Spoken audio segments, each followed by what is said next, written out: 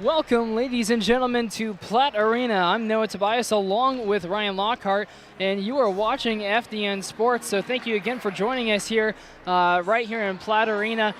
Ryan, tonight the Huntington Foresters are taking on the St. Francis Cougars, and St. Francis Cougars come into this one 16-10, and the Foresters come into this one 15-10. Both actually have the same conference record with a record of 8-6, so they are tied right there in the middle for the Crossroads League. But really, this is a big game for both teams because this is really going to separate them. And going into the conference tournament, I mean, there's only 4 games left in the regular season, which is crazy. I mean, this year has really gone just so fast already. So what are you looking for in both of these teams coming out here tonight? Like, which one do you think is really going to come out hot? Yeah, I think both of these teams, I think it's really going to be a close game tonight, Noah. As we kind of look at some standings and that, like you mentioned, we are right there with the games, but at the same time, Huntington's only receiving votes while St. Francis is ranked 25th. So you got to think if you're Lurie Color squad, that's got to get you on edge a little bit and want you to come out and perform really big tonight. Yeah, definitely. So a couple of players to look out for. First of all, for St. Francis, Kara Gurka, she has been absolutely amazing this year for the St. Francis Cougars. She's coming into this one averaging 18.2 points, 17 steals for the season, but she also, fun fact for you, she is 17 points off of hitting the 1,000 point mark in her career at St. Francis. So really, that's a big number for her. But who are a couple people that you're really looking for from Huntington? Yeah, I think first of all, we're going to see Brooke Saylor come out. I think Brooke's going to have a great game tonight. We've seen her perform really well in Platte. Last time out, didn't have the greatest game, but last year, if you remember flashback, she had 17 points and 8 rebounds against this St. Francis squad in Platte. And then if we look over, we had Sarah Fryman, who had 20 points and 9 rebounds against IWU last Saturday. So both of those players are going to be pivotal and have to provide big roles tonight. Yeah, definitely. Sarah Fryman definitely having a good sophomore season, averaging 13.8 points. But really, Brooke Saylor, when you're looking at numbers for really just the entire year, she's doing a great job of just rebounding the basketball. She's second in defensive rebounds per game. She's also second in total rebounds per game. But then she's third in Division II NAIA in total rebounds this season, which is absolutely crazy. And she's only a junior, so she still has one more year left, which is even better for Coach Kohler. Yeah, we've seen Brooke in multiple games right here in Platte get at least 20 rebounds, which is an amazing stat in itself. And I think Brooke's got a little something extra special tonight for these Cougars. Yeah, I definitely hope so. So other games that are going on around the conference here tonight will be Taylor at Indiana Wesleyan, and then Spring Arbor at Bethel, Marion at Grace, and then also Mount Vernon at Goshen. And Goshen, we've kind of talked a little bit about them. They are not having the greatest season. They've actually lost 20 games in a row, but then Marion, they're at the top of the conference. They've won 12 in a row. They're also ranked 5th in the nation right now. So, Marion, Huntington's actually going to have to play them this Saturday. That is one of the 4 teams that they still have to play before the season, before the regular season is up going into the conference tournament. Yeah, Marion's a tough opponent really for anyone. We've seen them get really good postseason success. We've seen them get conference success, regular season. The ship they just run up there in Marion is just really good, and that shows you what the NAI has to offer. Yeah, definitely. And again, Crossroads League is very competitive with 3 teams ranked and 2 teams receiving votes. So when we come back, we will give you the starting lineup for both teams. I'm Noah Tobias along with Ryan Lockhart, and this is FDN Sports. In 5, 4, 3, 2, 1. Bit of music. Hello and welcome to FDN News. I'm Kelsey Cruz. Hi everyone and welcome down to Forest Glen Park. I'm Logan Hines. Hello, it's Hannah here on Forester Radio 105.5 FM, WQHU. That was just Brother with Need to Breathe, and up next we have Hillsong with Touch the Sky.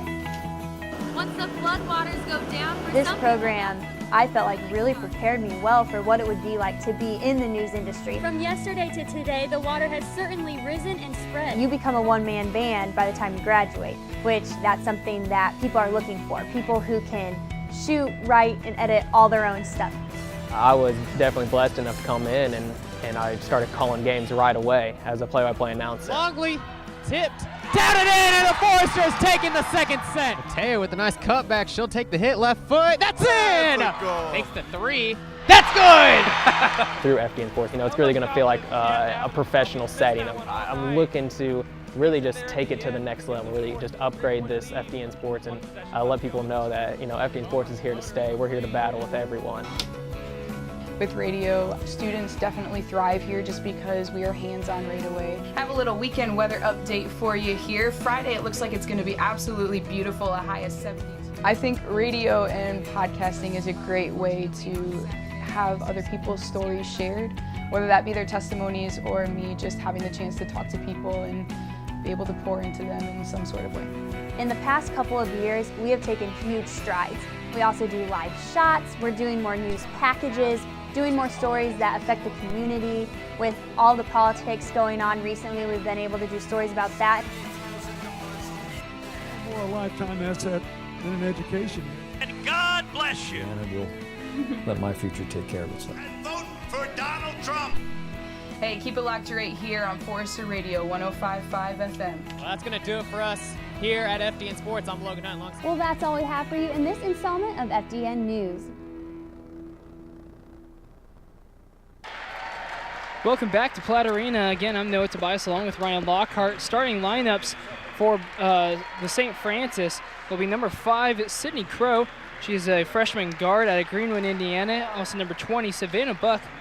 She's a sophomore guard out of Fort Wayne, Indiana.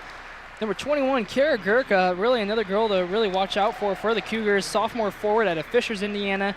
Number 24, Lindley Kistler, freshman forward out of Fort Wayne, Indiana. And also number 32, Chandler Jones, sophomore guard out of Kendallville, Indiana. So a few of their starting 5 grew up playing against each other. Ryan, how about the Foresters? What are they looking at? Yeah, for the Foresters, we will see number 4, Maddie Reeker, a junior guard, start at the point. We'll also see number 5, Erin Moore, a sophomore, at the 2 guard. At forward, we'll see number 12, Sarah Fryman, along with number 24, Haley Krewald, a senior in the lineup. Rounding out the 5, we'll have number 32, Brooke Saylor, one of those players that we highlighted in our pregame. So again, a very big game for both teams as they are both 8-6 in the conference and both really tied for 4th place in the conference. So this is a big game for both teams. Really looking forward to see how both teams are going to start. Last night when the Huntington men went up against St. Francis men, they just went off there in the very beginning. They, I believe, scored 12 points before St. Francis even scored their first basket. I mean, that was unbelievable. I think that is, well, I don't think, that is definitely the best game that the Huntington men have played this entire season. Yeah, we interviewed Coach Platt after that game, and he said it was probably one of the best halves of basketball, the first half that he's ever coached a team for. And Foresters came out hot, and we'll have to see if the Lady Foresters can do that tonight as Brooke Saylor is not able to win the tip there. Savannah Buck passing the ball off, number 5, Crow, now to Kistler. Chandler back to Buck now. Buck taking on Maddie Reeker, going to the elbow, but passes it down low to 21, Gurka. And Gurka not able to get that on the other side of the rim. Maddie Reeker giving it to Moore. Moore. And then now Fryman on the left side for the Foresters. Going inside, and floater is good for 2 points. Yeah, Sarah able to get that nice little floater there, and let's see how she can do tonight. Comes into the game only averaging 13.8 points per contest. Kistler outside for 3, and that's good. 3-2, St. Francis leads the Foresters. Kistler taking that really good opportunity from 3-point range. Not sure how many chances she's gonna get tonight, but really doing a great job there. Brooke Saylor dribbling into a little bit of trouble down low. And it'll be called a jump ball, I believe. And it'll remain Forster ball. 14 seconds on the shot clock. 8:53 left to go in this first quarter. Aaron Moore taking the basketball up for the Foresters and passing it in to Sarah Fryman up top. Fryman's going to take a three-point shot, and that's good. She followed it in a little bit. She wasn't really sure if that was going to go in, it looked like. Yeah, it looked like Sarah was a little hesitant to take that shot first of all, but took it and got it to fall, and that puts the Foresters up 5-3 right now. Forster doing a great job of matching that three. Krewald not even looking for the rebound, looking to box out Kistler. And now the ball, they're just fighting for the ball, and now another jump ball will be called. And that will go to St. Francis. Yeah, 2 quick jump balls here, Noah, and I think that just shows that both teams are this is gonna be a dogfight throughout the whole contest. Buck inbounding it, gets it in to number 21, Gurka. Gurka going up against Brooke Saylor, and now gives it to Kistler. Kistler now to Jones, over to the other side to Buck. Buck not able to get that layup to go in. Rebounded by Moore, and now Krewald with the basketball, giving it to Reeker. Reeker guarded closely by Savannah Buck. Finally gives it up to Moore on the left side of the court. Brings it to the elbow. Pass it down to Brooke Saylor. Nice move by Brooke Saylor. Not able to finish, though. Rebounded by Jones. Yeah, Brooke not able to get that one to fall, but good look by her on that shot attempt. Crow giving it to Jones. Swung it all the way around to Kistler. Kistler, the pass was off down to Jones and stolen away by Moore. Now Reeker gives it off to Krewald. Krewald goes to the inside. Pass it out to Sarah Fryman, now to Moore, and long two, no good. Rebounded by Kistler. Yeah, Aaron Moore, if she would have made one more pass, had a wide open Maddie Reeker from beyond the arc there. Reeker is shooting 51% from deep. Gurka to Jones to Buck now. Buck back to Kistler up top. Krewald goes to her knees, and three-point basket is good. St. Francis back on top, 6-5 with 7 minutes left to go in this first quarter. Yeah, and Kistler is going to be able to hit those three if the Foresters are just going to leave her wide open out there. Krewald now with the basketball, driving towards the inside, back out, three-point basket up, and no good, rebounded by Crow. Crow dribbling up for the Cougars, giving that to Kistler up top. And now to Jones, and swung all the way around to Buck. And usually Buck won't shoot a lot of three-point baskets. She had a wide open shot, but just did not decide to take it. And now Kistler with the basketball, giving it down to Gurka. Gurka up for two, no good. And tipped out of the lane by Moore, rebounded by Buck. And a great pass down to Gurka for an easy 2 points. Yeah, really unselfish pass there by Buck. She had that wide open three-pointer, no, but you mentioned just a couple seconds ago that not one to take those shots too often. Maddie Reeker with the basketball, giving it to Sarah Fryman, now to Saylor at the elbow. Long pass to Moore. Moore hesitates, goes to the inside against Crow, and now Moore goes in, and it's just rims out, and rebounded by Gurka. Gurka will give it to Buck now, so she can let her take it up. Gurka back up top, driving in on Brooke Saylor, almost traveled. Jones mishandles the, I'm not sure you would really even call that a pass. Gurka kind of miscontrolled it. Long pass to Kistler, now to Crow up top. And Crow's going to use a screen from Gurka, and she's going to mishandle the ball, but out on the Foresters with 6 seconds left to go on the shot clock, with Casey Morton subbing in for the Foresters and number 35, Alexis Thorbon, coming in for the Cougars. Yeah, Thorbon, another freshman on this team. Surprisingly, there's 12 of them on this Cougar squad, Noah, so a lot of inexperience out there for the Cougars. And now Kistler for three again, that rims out, no good. So 8-5 still. The Cougars lead the Foresters as now Krewald takes the basketball up. Guarded by Gurka. A little nice move by her, but gives it up to Moore, and that layup no good again. Crow with the basketball for the Cougars, bringing it up, and now gives it to 35 Thorbon. Down low now to Gurka. Gurka being double teamed, and now out to Crow. Savannah Buck now with the basketball. Again, could have taken that three-point shot. Giving it to Thorbon down low now. Outside pass to Kistler, and that three is good. She is just lighting it up right now. 11-5, the Cougars lead against the Foresters. And a quick timeout by Coach Cullard. And that will be, I believe, a 30-second timeout, and it will be, so we will stay right here.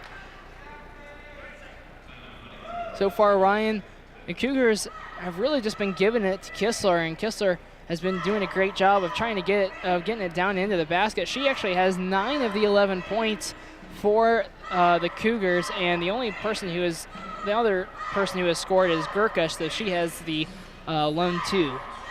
Yeah, and if the Foresters aren't going to guard Kistler from outside, if I'm coach, I just tell her to keep shooting. No, you got 3 points so far from out there. She's 3 of 4 right now, and it's pretty good odds right there at 75% from beyond the arc.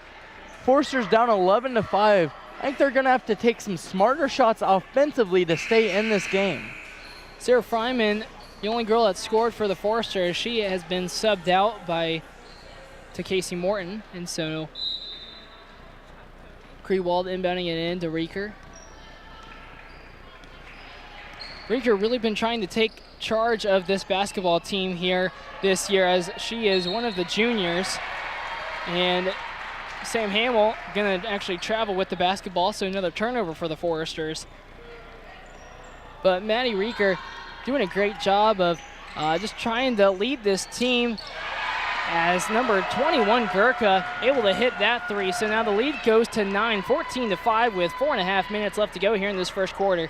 And the Cougars are on fire from beyond the arc out here, as Casey Morton will take one from the short corner and gets that to fall to make this only a 7-point lead by the Cougars.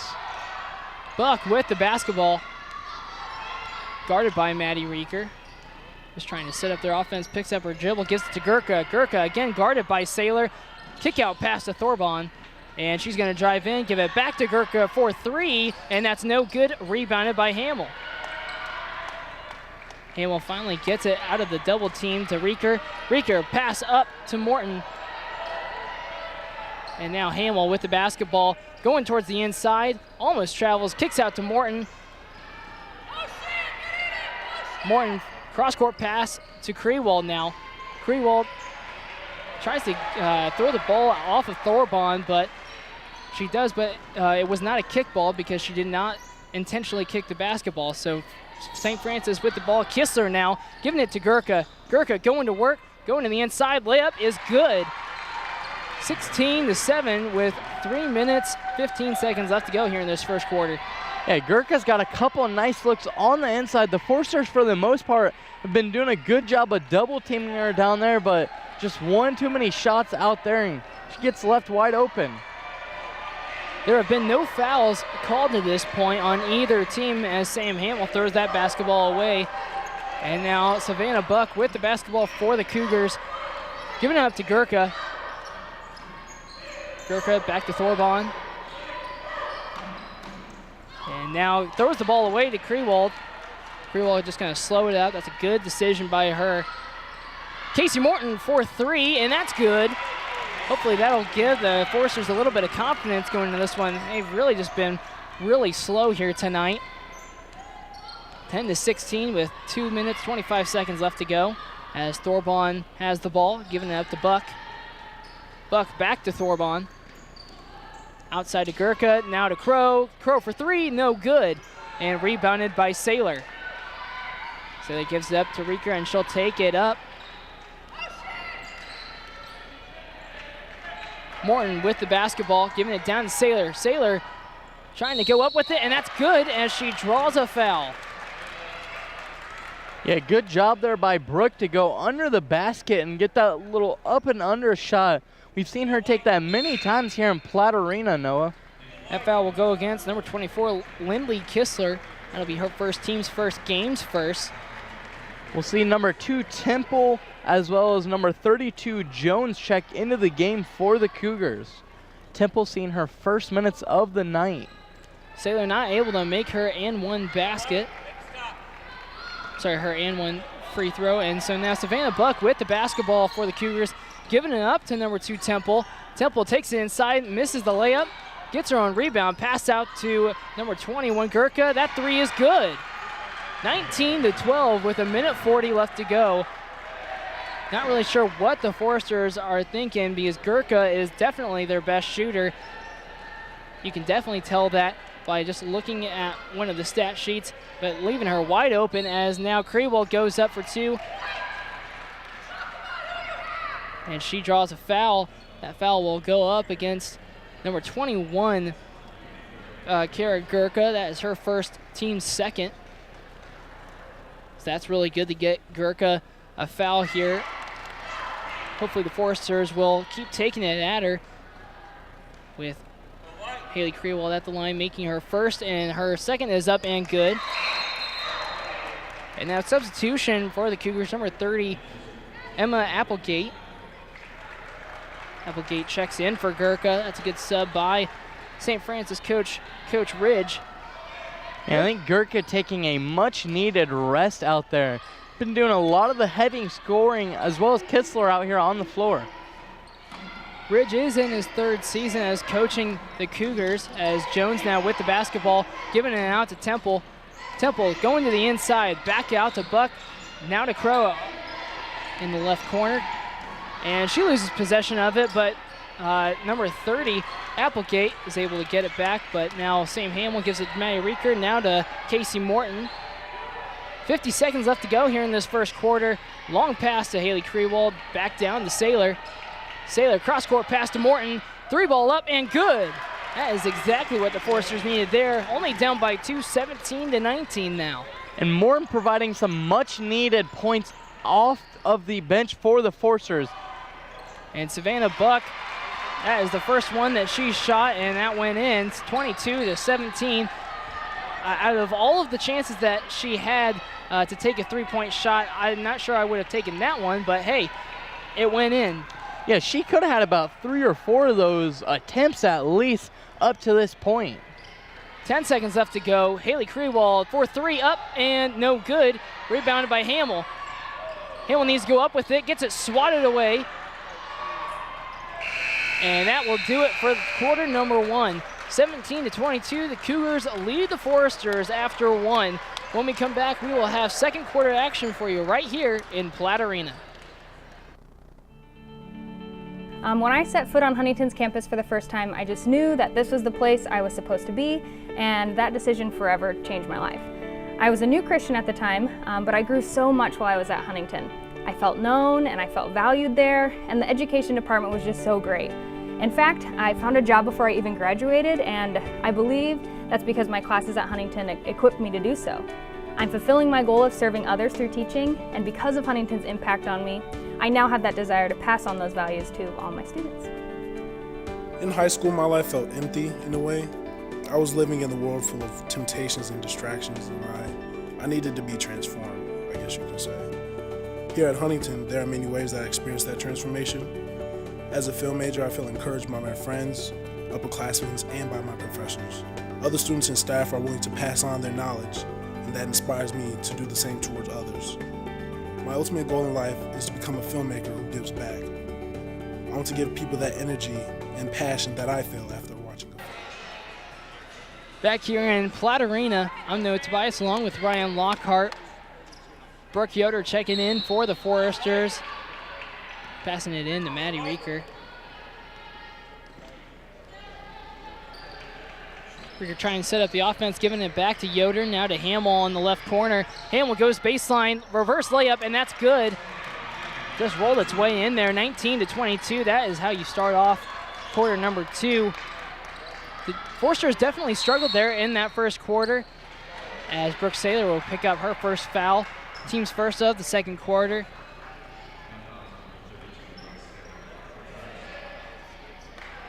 But Brooke doing a good job of not getting a foul there in that first quarter, so hopefully she'll kind of lay off here in the second quarter. Lindley Kistler doing a good job of getting the ball and controlling it before it went across half court. Jones out to Crow, now down low to Temple. Temple hooks Yoder and now gets it down low, and that basket by the Cougars is no good, rebounded by Reeker. Yeah, Reeker doing a good job of pushing the ball and getting the pace going for the Foresters. And that's what she's going to have to do if they're going to stay in this game, as Sam Hamill gets another shot to fall on the inside. What a nice spin move by her, Noah, to get that shot to go in. Yeah, and time again, we have talked about Sam Hamill being one of the freshmen for the Foresters, really the star freshman for the Foresters. She has just had an amazing year, and it's great to see her take opportunities like those and make them count as Savannah Buck takes another three, and that's good. 25-21 now. But Savannah Buck, she has not really shot that many threes this season, but has hit 2 here tonight. Brooke Yoder with the basketball for the Foresters, trying to get it down to Saylor. She does. Saylor against Kistler. Does a great job of going right around her, and an easy 2-point basket for her. Just banks it off the backboard. Yeah, Kistler looked like she was just kind of stuck in concrete there and didn't move with Brooke Saylor. Ball down to Jones, now to Temple, now to Kistler in the corner. That three is up and no good, and that'll be a foul on Chandler Jones. That is her first personal foul, team's first of the second quarter.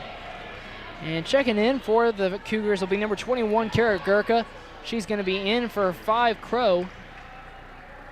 Yeah, Gurka provided a lot of scoring there as well as Kistler in that first period.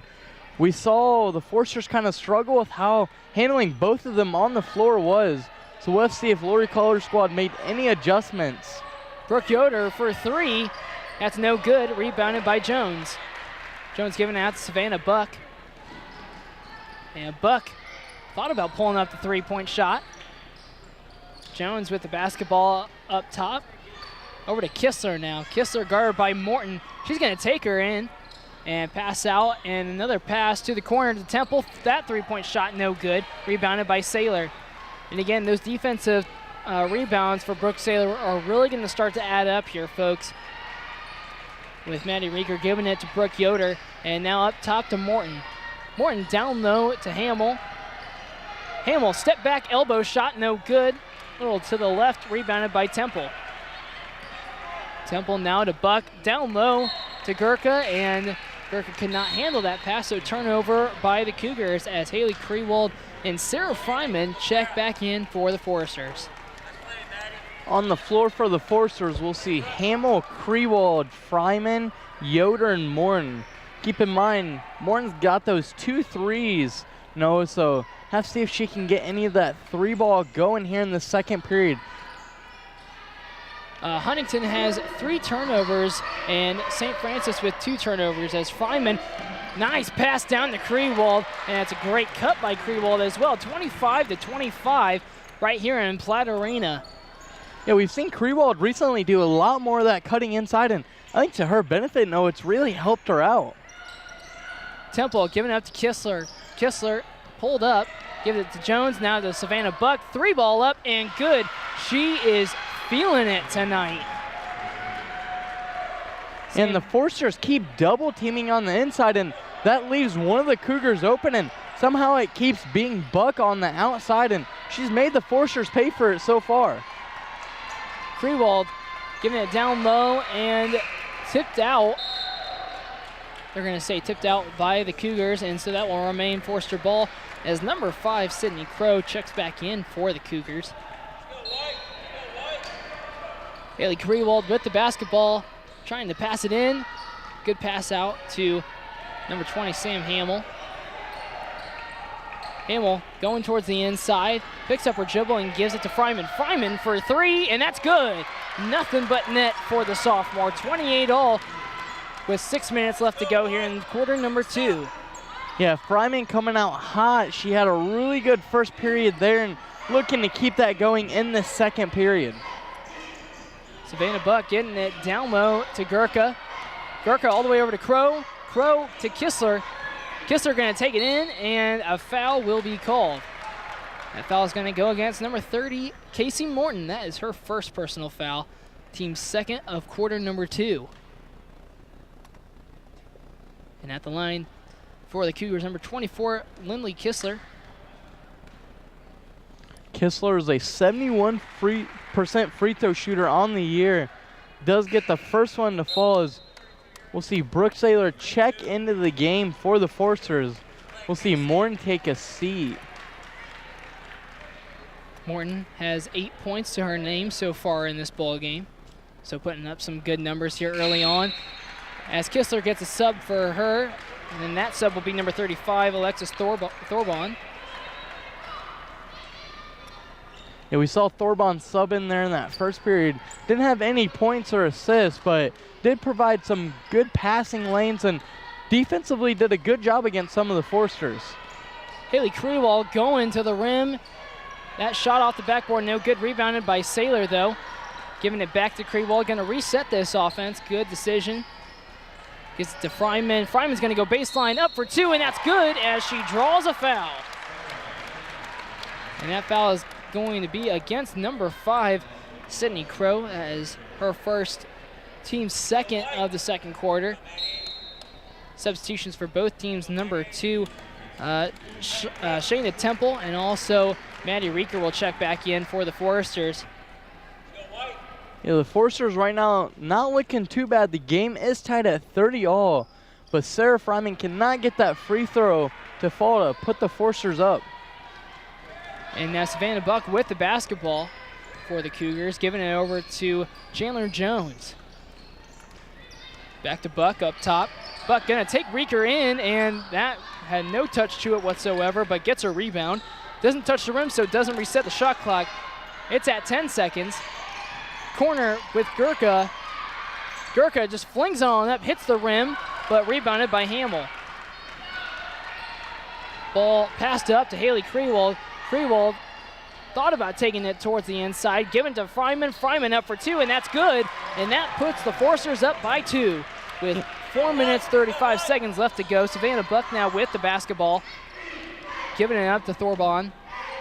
Swings it all the way around to Gurka, back to Thorbon up top. Guarded it closely by Krewald, giving it to Temple now. Temple now to Jones, to Savannah Buck for 3, and that's good yet again. 33-32, and Savannah Buck is just doing a great job as she now has 12 points to her name. And the Forsters may need to double team her instead of double teaming the post. They're going to want to stay in this game as Brooke Saylor goes right into Thorbon and gets that one to fall. Forsters had the lead once again, 34-33, under 4 minutes remaining. Brooke Saylor doing a great job of just going right at Thorbon and really just being strong with the basketball. And that's something that Brooke Saylor has really never had a problem with. She's a very strong girl, and she just loves making a lot of contact there down low as Temple tried to pass it to Thorbon. Haley Krewald now gives it to Sarah Fryman. Great steal by her and great hustle. Sarah Fryman missed the layup and tipped out by Temple. So just a great hustle play by Haley Krewald. And I mean, that's another one to really just add on to her senior season. I mean, she's had a ton just in her career, but there's just another example of how hard she hustles. And Haley Krewald gonna draw a foul against the Cougars. It's going to go against number 21, Kara Gurka. That is her second, team third of this second quarter. So that's a big foul for Kara Gurka as Lindley Kistler is going to sub in for her. And with 2 fouls, that might be all we see at Gurka here the rest of this first half. Krewald does get the inbound pass there from Reeker. Fryman now with the basketball, giving it to Hamill. Hamill up top, going towards the inside. Now to Fryman, back to Saylor. Another great pass to Hamill. Hamill gets blocked by Jones. Lots of ball movement by the Foresters. Maddie Reeker mishandles the basketball, but handles it back. And now Sam Hamill, she's going to put a 3-ball up, and that's good. And that was a line drive. I think there was really a 1% chance that was going to go in just because of how flat of a shot that was. But hey, there was a chance that it was going to go in, and it went in. 37-33 with 2 minutes, 40 seconds left to go here in this first half. Savannah Buck getting it down to Thorbon. Almost a traveling call right there. She's going to go baseline, pick up her dribble, give it off to Jones. Jones goes up against Fryman. 2-ball up, no good. Rebounded by Hamill. Ball now to Reeker. Reeker flings on up, and ball is tipped by Savannah Buck, and so that will stay with the Foresters. And we've seen Buck do a good job hustling out there on defense for the Cougars. She's come up with a couple tip passes, No steals up to this point yet, but just those hustle plays that we see Krewald for the Forsters make. Buck's doing it on defense for the Cougars. Maddie Reeker with the basketball for the Forsters, giving it off to Sam Hamill, and now to Krewald. Krewald getting it down to Saylor. Saylor trying to get it to Krewald as she was cutting to the inside. Ball on the ground, and a jump ball will be called. That will go to the Cougars. So another turnover for the Foresters, as that is now their 4th turnover. St. Francis also has 4 turnovers, as number 5, Sydney Crow, will check in for the Cougars for number 35, Thorbon. Yeah, the Foresters enjoying a 4-point lead right now.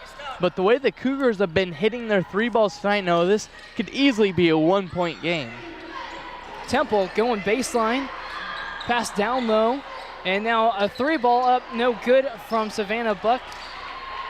I think that's actually the first time that she's missed a 3-point shot here tonight, as now Reeker with the basketball, again guarded by Buck, giving it off to Fryman.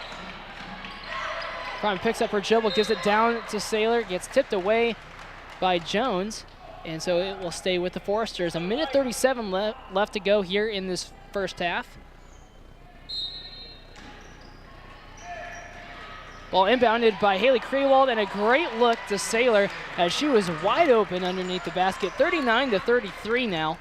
I think the closest one to Brooke Saylor was another Forster teammate on that inbound pass. Great job to get open by her. Lindley Kistler with the basketball, giving it down low to Jones. Back out to Savannah Buck, to Temple now. Trying to get it inside the Crow, but cannot get it to her. Temple, again, takes it, gets blocked by Brooke Saylor, and rebounded by Saylor. The ball. Wow. Ball now with Maddie Raker, but a great block by Brooke Saylor and much needed. Ball stolen and saved by Temple. 2-on-2, and Haley Krewald, again, another hustle play by the senior. She dove for that basketball, trying to save it from going out of bounds, but just to hustle down the court to tip the ball out of her hands. Really just doing a great job right there. Yeah, not only a good hustle play, but what a poor pass there by Buck. After she got that steal to give it up, she had a 2-on-1 opportunity there and couldn't get it fall, as Brooke Saylor will be called for a foul there. Looked like she was gonna get another block to her stat sheet, but it's got a little bit of that arm. And that'll be her 2nd foul as well, Noah. Yep, and that's really an important foul for the Foresters, as Lindley Kistler at the line, shooting 2, makes her first, and Casey Morton will check back into this ball game for Saylor.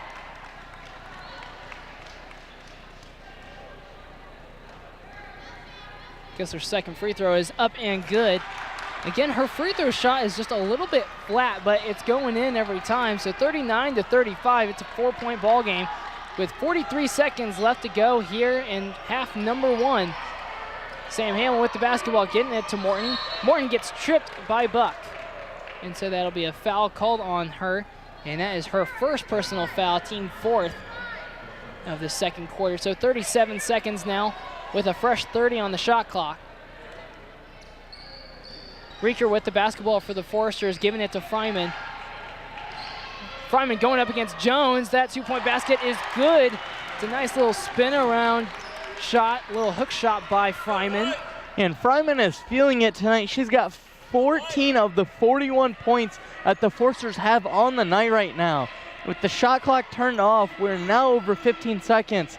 This is going to be a good shot for the last attempt here, Noah. 8 seconds on the game clock. Savannah Buck in trouble, giving it off to Crow. Crow, 5 seconds on the game clock now. Gives it off to Chandler Jones. Easy 2-point basket for them. And that does it for half number 1. The score 41-37. The Foresters lead against the Cougars. When we come back, we will have some halftime statistics right here on FDN Sports. It's just an incredible feeling to know that you are handing these folks the keys to a life-changing house. It's not just a house. It's not just walls and windows. It's a home that they get to bring up their family in, bring up their kids in, and show their kids what it means to get out of poverty and to make a better life for themselves.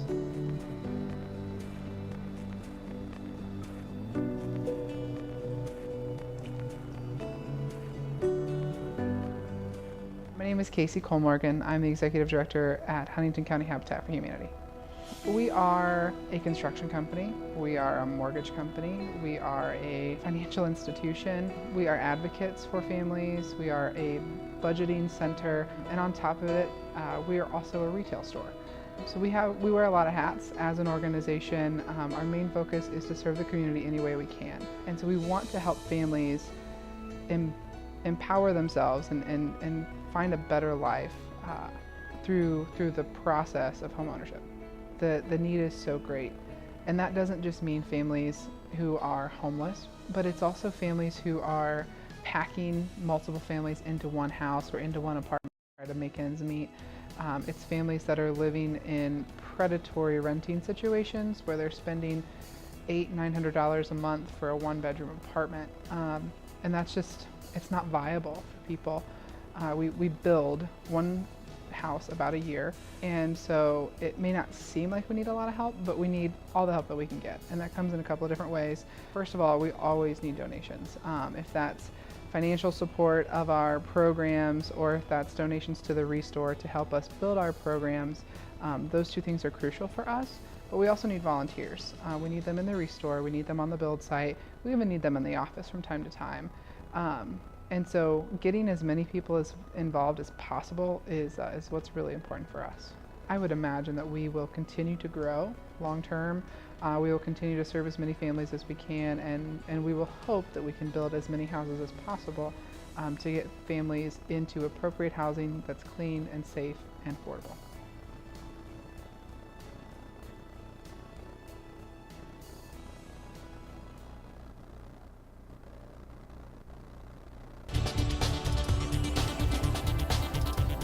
FDN News is our campus news station, and we are just a news station that shines Christ's light on campus and in the Huntington community, whether that be going to a presidential rally or talking about the meal plans on campus.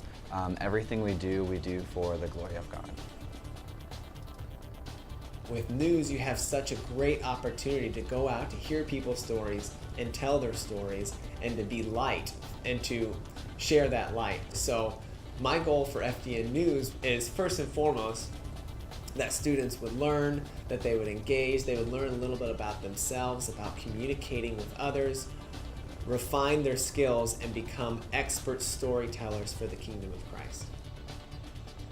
The benefit to coming to Huntington and being in the Forrester Digital Network is you get hands-on experience. So we have some freshmen coming in that week one, they are taking a camera out and they are teaming up with an upperclassman and refining their skills. So by the time you graduate, you've got 4 years of hands-on and classroom experience. FDN is so much fun. I feel like it really is a great aspect of this school, and I'm so glad I get to be a part of it as a freshman especially. Like, it's just a great experience. You can love working a camera and be part of FDN. You can love storytelling and be part of FDN. You can be a math student and be an FDN. Like, anybody can do it. It's a big family. We have fun together. And I just encourage, if you've ever been curious about news or what a newsroom looks like, to volunteer with FDN whenever you can.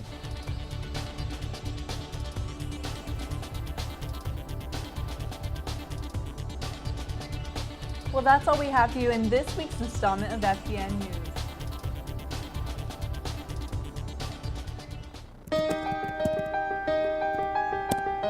The Global Initiatives degree that we're offering is seeking to equip folks who are interested in applying a ministry education to cross-cultural work. So somebody who's looking to do holistic ministry, somebody who's looking to engage in the business for transformation or business as missions model would find some equipping through our Global Initiatives degree.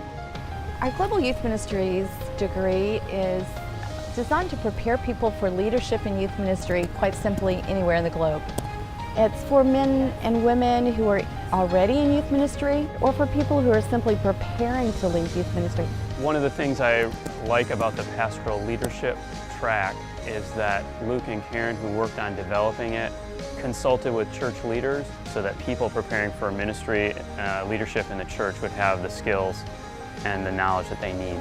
Some of what I'd want our program to be known for is being really clear-minded about linking our own program vision with the Lord's vision for His people and for the kingdom. What we want to do is be faithful to that which He's called us to. And some of that would be that we believe that the Church of Jesus Christ is going to be well served when it's populated and led by people who have stories of being reached by Christ and are now being well formed to follow Him no matter what the cost.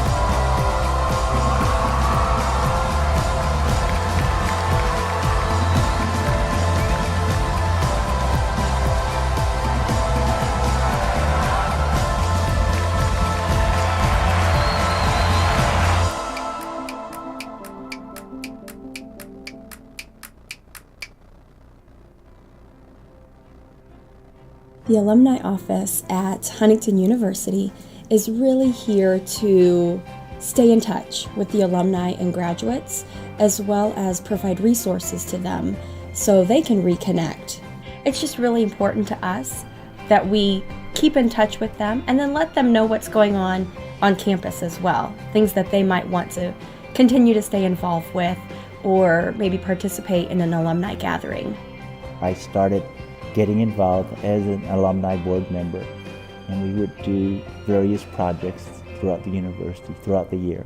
Just being able to meet people who graduated and to listen to their stories about the university, back then the college, and how it's grown today, it's really an honor and a privilege to be a Forester. I knew that this was going to be the university that I was going to graduate from, and I have friends here that will be lifelong.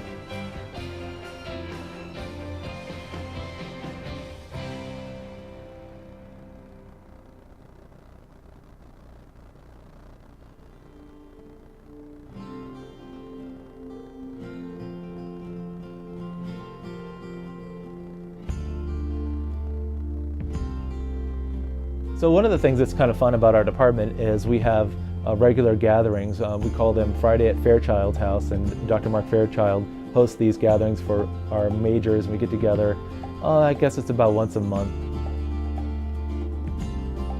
First I was like, that's kind of weird, like we're gonna go hang out at a professor's house, but for my Greek class he offered extra credit if we would go. So I was like, it's worth it, I'll take some friends with me and try it out. And it was a ton of fun. I think that's one thing that's kind of unique about Huntington. We really are able to joke and get to know each other outside of the classroom on a personal level. We really become friends, I think, with our students.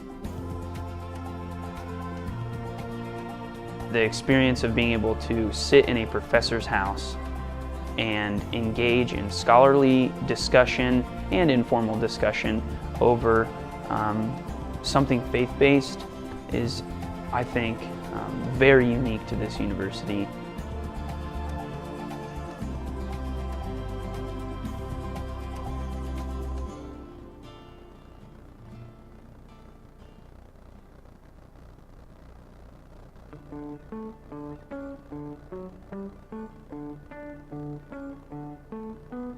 If you look at a variety of the research regarding the top skill sets that employers are looking for, communication always ranks top 5. Many times it's the top 3. These are skills that are far more important, not only in job, but in life, in family context, in social context, in professional contexts.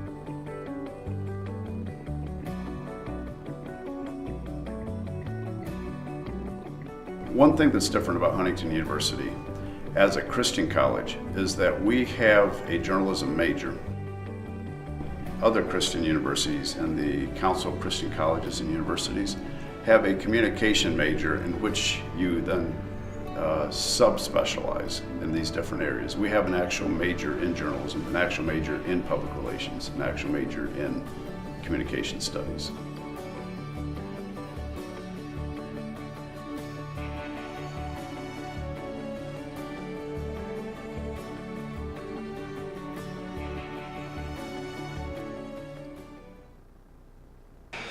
Welcome back inside Platt Arena. I'm Noah Tobias along with Ryan Lockhart. The halftime score is 41-37. The Forsters are ahead of the Cougars. And really, I don't think we really could have predicted which team was going to be in front of the other, just because at the beginning of the game, Ryan, we were talking about just how close both of these teams are to being very identical. At least their records are very identical, that's for sure. But coming into this one, really, the Forsters, they came off to a little bit of a slow start, but the Cougars were doing a pretty good job of hitting a lot, but then all of a sudden, they started to not hit a lot, and the Forsters started to come back, and now the Forsters are ahead by 4 points. What were a couple of adjustments that you saw that the Forsters made to really just start hitting more baskets? Yeah, the Forsters did a good job of not double teaming down low as much, and then kind of getting out on Buck and a couple of those other players. I think offensively, they just start taking better shots, Noah. Yeah, definitely. And as we start to look at the halftime statistics, especially for the St. Francis Cougars, team stats, they are 12 of 29 from the field. They also have 14 rebounds, 4 turnovers, 3 steals, and 10 assists as a team. Their three-point field goal percentage as a team is 56%, which is very, very good. Savannah Buck has 12 points. She is 4 of 8 from the field. And also Lindley Kistler, she has 13 points, and she is 3 of 5 from the field. Yeah, and for Huntington, they have 17 rebounds to go with 5 turnovers and 3 blocks. With 10 assists, they're shooting a whopping 63% from the field. Sarah Fryman's got 14 points, and Brooke Saylor, we expected both of these players to have really big games, Noah. Saylor's got 8.6 rebounds, and those 3 blocks that Huntington has, they all belong to Brooke. Yeah, Brooke, she had a couple of very big blocks there at the very beginning of the game. Since then, has obviously had 2 more, but the Foresters, so far they have 5 turnovers, and St. Francis has 4, so still a little bit of sloppy play from both teams, but honestly, not too bad going into coming out of one half of basketball and having 5 or 4 turnovers as a team. Yeah, we've seen really both teams, they've kind of had their stretches. We saw in the first half, it was really St. Francis. It didn't look like the Forsters were going to be able to hang. And then the second period came out, and the Forsters kind of chipped away and got back into it. They outscored the Cougars 24-15 in that second period. If we kind of look at some stats, Noah, the Forsters do a better job in the second and third, while St. Francis does a better job at the start and at the end. So we'll have to see what this third period brings as we're underway. And we're going to get started here pretty quick with a foul against number 5, Crow. That will be her second personal foul, team's first of the second half. very quick foul, only 10 seconds into the second half. Maddie Reeker giving it off to Sarah Fryman. Back to Reeker. Three-point basket up and no good. A little bit long. Rebounded by Kistler. Giving it off to Buck. And Buck gives it off to number 21, Gurka. And that two-point basket is good. So a quick 2 points for the St. Francis Cougars, only trailing by 2 now. And it looks like the Cougars are going to come out fast here after halftime. They got that really quick defense possession and offensively took it down the floor really quick. Brooke Saylor going to go up and throws the ball out of bounds. So that'll be a turnover on her, 41-39 again, with 9:20 left to go here in this third quarter. So the Cougars really trying to get this lead back into their favor. Giving it off to Gurka and now to Jones up top. Jones back to Crow and now down to Gurka against Saylor. Gets blocked. Gets her own rebound, though, and gives it back to Crow. Crow going to the inside, two-point basket up, and good. We got a tie ball game at 41. And gives Saylor a fourth block on the night right now. Maddie Reeker with the basketball, handing it off to Aaron Moore. Moore picking up her dribble and giving it to Fryman. Fryman now going towards the inside. Nice pass to Maddie Reeker. Very dangerous pass, though, giving off to Saylor, now to Fryman. Fryman, 8 seconds on the shot clock. She's going to take it to the hole with the left hand, is up and good off the backboard. Buck giving it off to Crow. Long pass up the court to Crow, actually, and swings it all the way around to Kistler on the left side, and a kicking violation on number 24, Haley Krewald.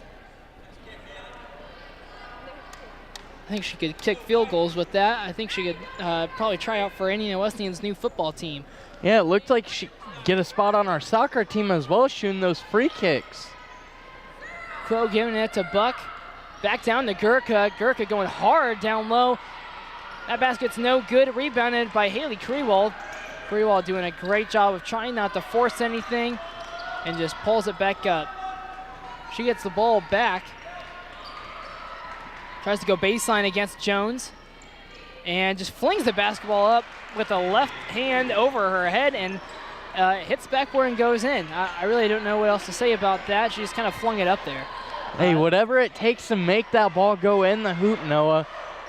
45-41 with 7 minutes, 35 seconds left to go here in this third quarter.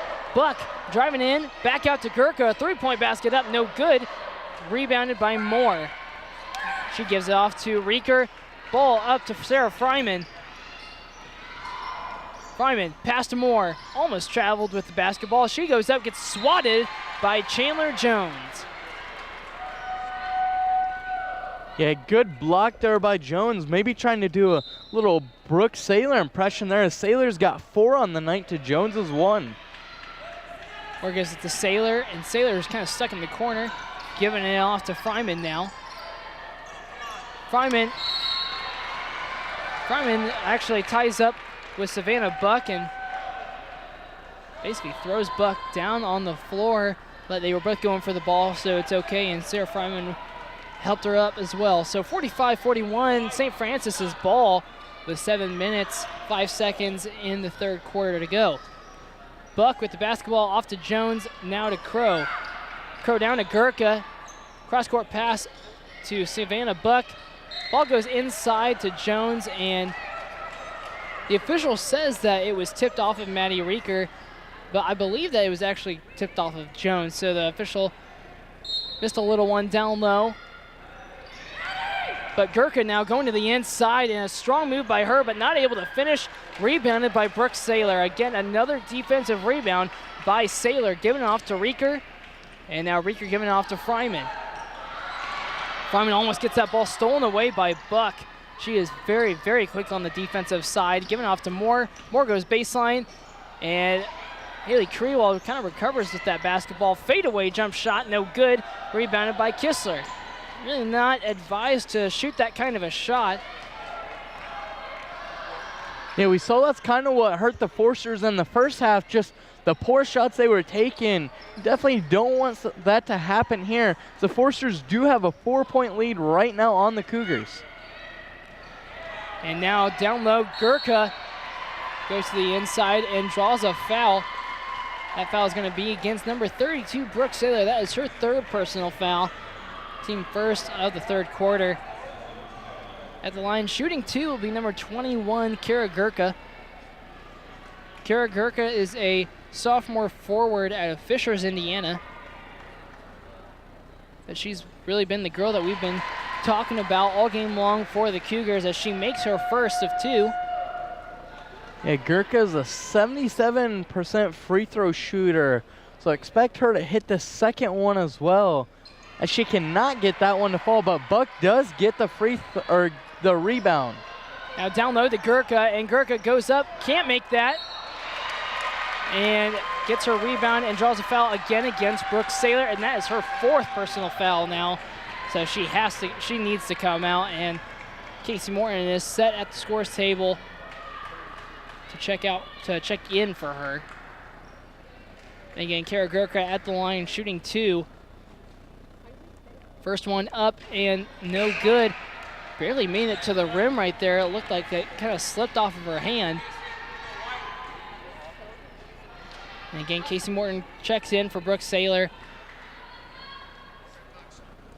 And even though Casey doesn't bring necessarily the defensive prowess of Brooke Saylor, we'll see a timeout here. It'll be a 30-second, so we'll keep that right here. But Noah, let's not forget, Casey does have those 2 3-pointers, so she can provide some scoring off the bench for the Forsters. Oh, definitely. Really, scoring's not that big of an issue for Casey Morton, especially for 3-point baskets. She is 25 of 84 for the season, but she's hit a couple of those tonight as well. So really, she's got to find her rhythm. Really, the key for Casey Morton when you're thinking about her 3-point shooting is when she's shooting in rhythm. And she has a very short release to her as well.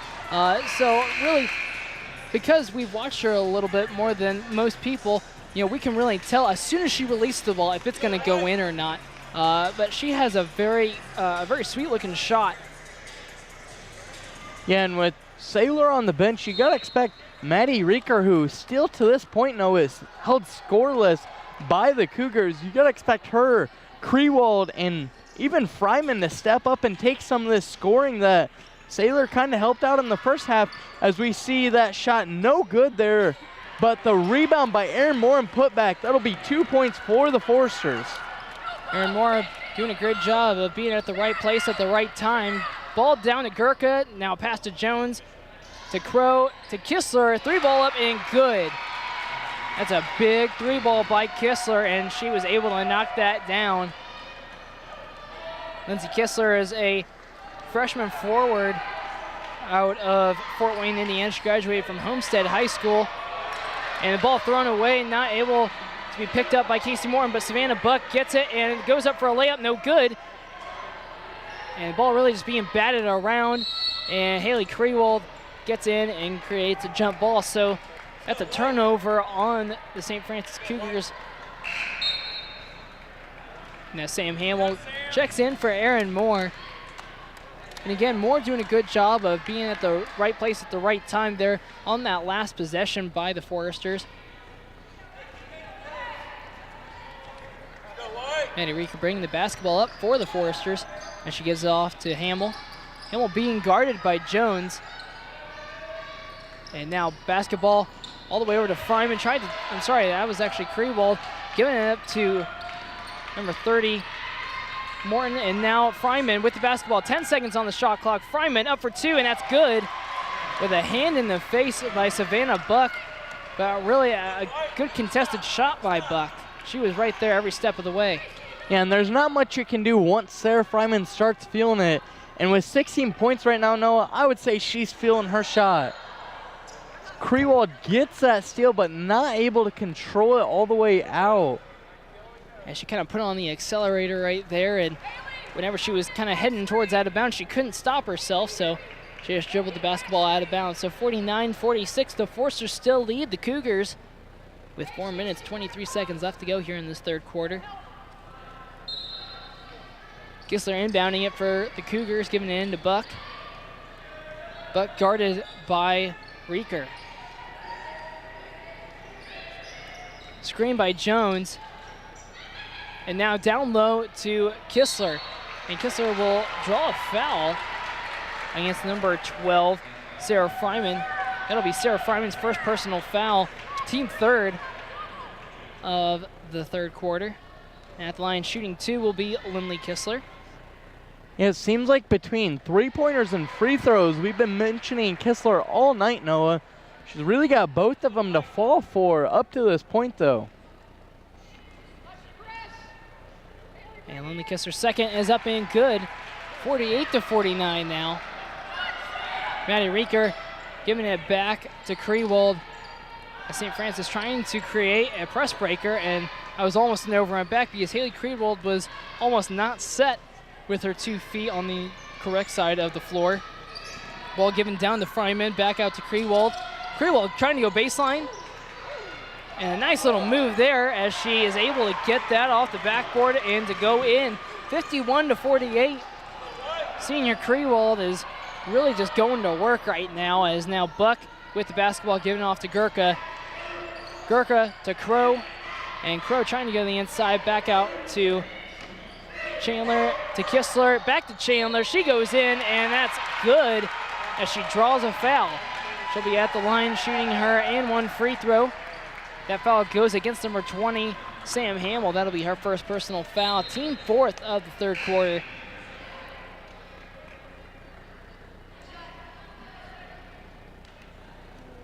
And Chandler Jones at the line shooting her and 1 free throw. That free throw is up and good. 51 all right here in Platte Arena as number 35, Thorbon, comes in for Jones. Just trying to give Jones a little bit of a rest. She's been doing a great job here so far in this second half, as Reeker almost throws that ball away to Krewald, but Savannah Buck does a great job of coming back and contesting it, but Krewald does an even better job of hustling down the court and getting an easy layup to go in, Ryan. Yeah, what a great job, coast to coast, breaking that press all by herself and getting that layup to fall for her. Wide open three-point shot by Savannah Buck, up and no good, rebounded by Reeker. Buck was too open, I'd say, especially with how she was shooting her three-pointers in the first half. Sam Hamill out to Casey Morton. Morton for 3, no good. And rebound by Thorbon, but tipped out by Hamill. So that will stay with the Cougars. And a substitution for the Cougars, number 2, Shayna Temple. Temple will come in for number 5, Crow. Savannah Buck bringing the basketball up for the Cougars. And Buck picks up her dribble, so she was in a little bit of trouble right there, as now Kistler has the basketball, giving it down to Thorbon. Thorbon taking on Sarah Fryman, back out to Gurka, now to Buck. Buck to Thorbon to Kistler, 9 seconds on the shot clock. Kistler goes in, back out to Buck. Wide open 3, up and no good. Rebounded by Temple. Krewald boxed Temple out, but then right after that, Temple just went right around her to get that rebound. And a foul now on Krewald. That will be Krewald's second personal foul. I'm sorry, her first personal foul, team 5th. And so now for the remainder of this quarter, St. Francis will be at the line shooting 2 free throws. And right now, Lindley Kistler is that person shooting 2 free throws for the Cougars. First one is up and good. 52-53 as Brooke Yoder checks in for the Foresters. Haley Krewald coming off the court for the Foresters. Yeah, and outside of Brooke Saylor, Noah, we really haven't seen too many Foresters in foul trouble tonight. Usually we see Sam Hamill and Krewald, they get up there on that 3-4 range and have to sit and split some playing time, but so far tonight, Forster's playing it pretty clean. Jones checks back in for number 24, Kistler. St. Francis doing a good job of applying a pressure defense on the Foresters, but they get over the line. Brooke Yoder now with the basketball for the Foresters, giving it off to Morton. Morton trying to lead Fryman down low, but Fryman could not go down. And now 53 all still here in Platte Arena with Buck having the ball. Now to Gurka, to Jones up top, guarded by Fryman.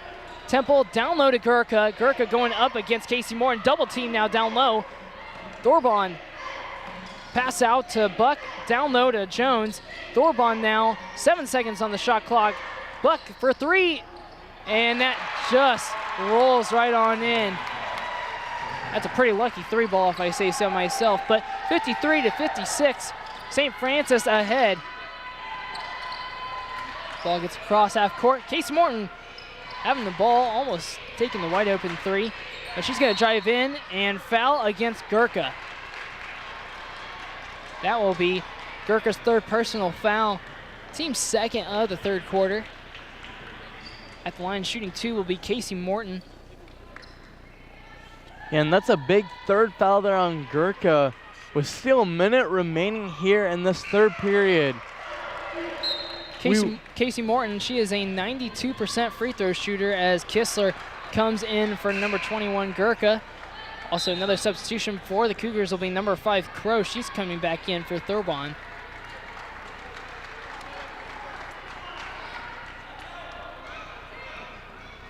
Casey Morton at the line for her second. That one is up and good. 55-56. The Cougars lead the Foresters with under a minute to go right here in the third quarter. Crow to Jones, swings all the way around to Temple. And a foul will be called on Brooke Yoder. That will be Brooke Yoder's first personal foul. And Temple will be at the line shooting two.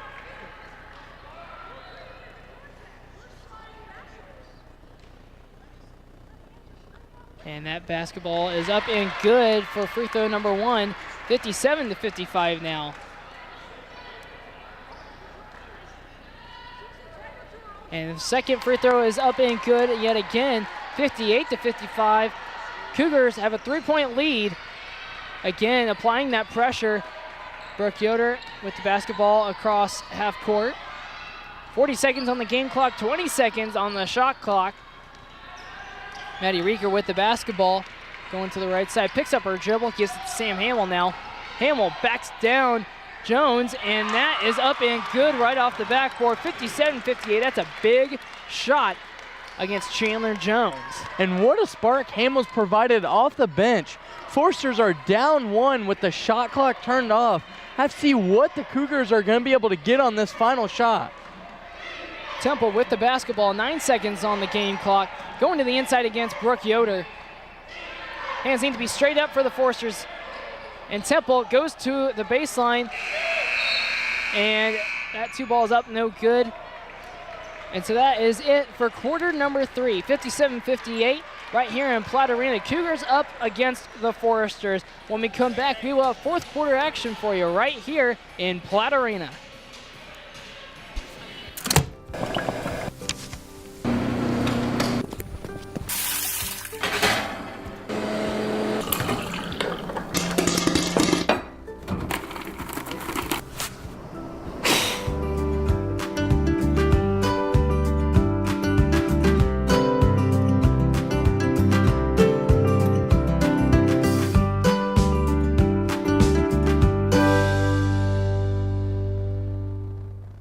When a family has to make one of the biggest decisions of their lives, they need more than a realtor. I need a house. They need an extraordinary team of experts working day in and day out to provide service and knowledge to get the job done right. Anything short of intensity, passion, and drive is unacceptable.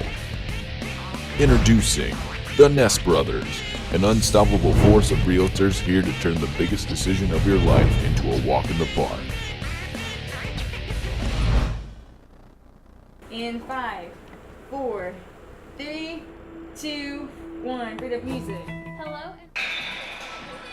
Back here in Platte Arena, we are all ready for quarter number 4 of this Crossroads League matchup. 58-57, the Cougars lead the Foresters. Savannah Buck going up against Maddie Rieker. And that pass tipped away. Kistler with the basketball for the Cougars, going baseline, going up for two, no good. Rebounded by Krewald. Krewald almost traveling with the basketball, giving it off to Rieker now. Back to Krewald. Krewald going up against Jones. Krewald being very patient, giving it off to Hamill. Hamill thought about the three, giving it off to Rieker now.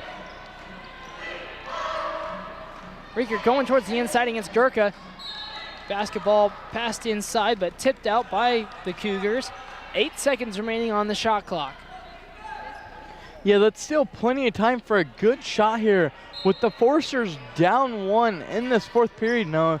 You got to think they're looking for some easy baskets. And speaking of one, Casey Morton cutting right under the basket. We saw Brooke Saylor get that easy shot there in the first half, excuse me. Chandler Jones giving it off to Gurka. Gurka now to Crow. Crow looking towards the inside, trying to get it to Gurka, but eventually passed it up top, and now around to Buck. Buck now to Gurka up top against Morton. Ball tipped away by Hamill, stolen by Hamill. Passing it to Morton, now to Rieker. Rieker taking it up for the Foresters. Again, trying to extend this 1-point lead that they have. Hamill with the basketball, giving it down to Fryman. Fryman squaring up, giving it to Morton. 3-ball up, and good! 62-58 right here in Platt Arena. The Foresters have extended their lead by 4 now. Savannah Buck with the basketball, giving it off to Crow. Almost traveling violation there. Now Buck goes out to Gurka. Gurka goes up with the right hand for 2. No good. Rebounded by Morton. Again, Forster trying to extend the lead. Giving it off to Sam Hamill. Sam Hamill going one-on-one with Chandler Jones. Blocked by Jones. And now gives it up to Buck. Buck gives the basketball up to Crow up top on the court. And that's tipped off of Casey Morton, and so that will remain Cougar ball. Again, 62-58 with 8 minutes left to go here in this ball game. Yeah, nice block there by Casey Morton, but man, as the pace of this fourth period so far, Noah, is it faster? Well, I don't think either team really played this quick up to this point. We see Gurka try to go into Morton and get the foul, but can't get it. Maddie Rieker with the basketball right now, trying to go to the inside. Nice dump pass to Sarah Fryman, and a body foul will be called on the Cougars. That'll be against number 20, Buck. Her second personal foul, team's first of the fourth quarter. So one matchup that we've really seen a lot of tonight is Sam Hamill against Chandler Jones. And I find that interesting because Jones is 4 inches taller than her, but at the same time, she is her wingspan. Jones' actual wingspan, she's so long. Her arms are so long, and so a couple of times when Sam Hamill has actually gone up against Jones, she's gotten it around her and she's gotten an easy shot off the backboard, but obviously she was blocked that last time that they were off of each other. 64-58 with 7 minutes, 20 seconds left to go here in Platt Arena. Casey Morton with the basketball for the Foresters, giving off to Fryman. And Fryman's pass to Morton gets tipped away. Morton does a great job of getting to that, and ball thrown away. Trying to get it up to Rieker by Fryman. And we saw the Foresters really didn't know who they wanted to pass to on that possession. We saw a couple of different girls get open, but just can't get the ball to them in a timely manner. Savannah Buck with the basketball, giving off to Crow. Crow now to the inside to Jones. Jones again looking to pass, gives it to Buck. And foul. So one official is calling a traveling violation, and another official is calling a foul. And one official is overpowering the other official, and they're not even talking about it. Now they're finally talking about it. And they're just going to stick with the foul call. I don't think there was much discussion there on that one, no. It looked like one official kind of telling the other one what the call was. Yeah, there was no discussion. As Maddie Rieker picks up her first personal foul, team first of the fourth quarter, with 6 minutes, 50 seconds left to go here in this ball game. Buck with the basketball, giving off to Gurka. Now to Jones up top. Crow down low and gives it to Gurka, and Gurka does a good job of powering that one up, and timeout goes to St. Francis. That'll be a full timeout, so we will take it right along with them. 64-60 right here in Platt Arena.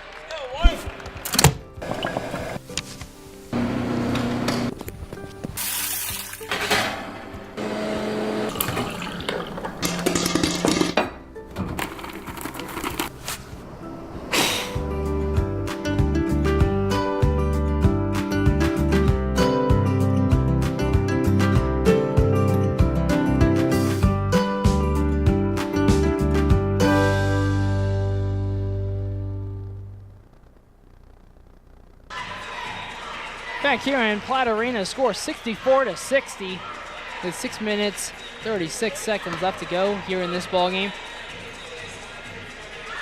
Really a lot of fouls being called here in this second half. Really not a lot called early on in the first half, but they're surely making up for that right now. You know, girls in horrible foul trouble that's on the court right now, but for the Foresters, there is one girl that is on the bench for the Foresters right now with 4 personal fouls, and that is Brooke Saylor. She has 8 points to this point with 7 rebounds. So that really hurts the Foresters.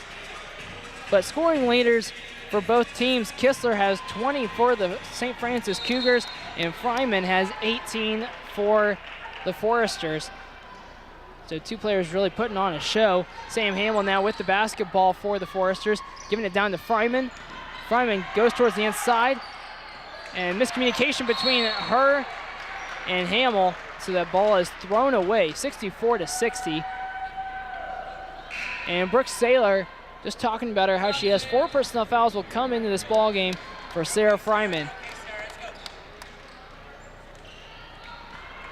Yeah, risky move here by Coach Kohler to put Saylor in with those 4 fouls with over 6 minutes still remaining here, and they'll go right to Brooke Saylor, as it looks like Saylor will get the jump ball here, and that'll be Forster's ball.